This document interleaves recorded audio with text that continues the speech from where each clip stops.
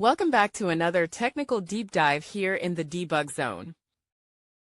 Today we're tackling a big question and breaking it down with insights from other users.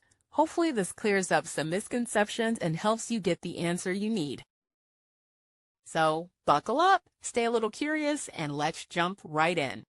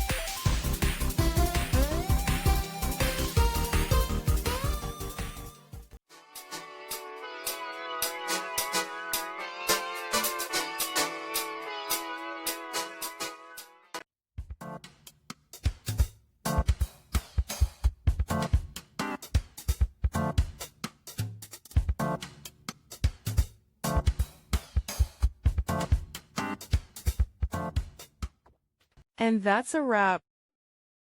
I hope you found the answer you were looking for. If you did, take a second to hit that subscribe button. It really helps out.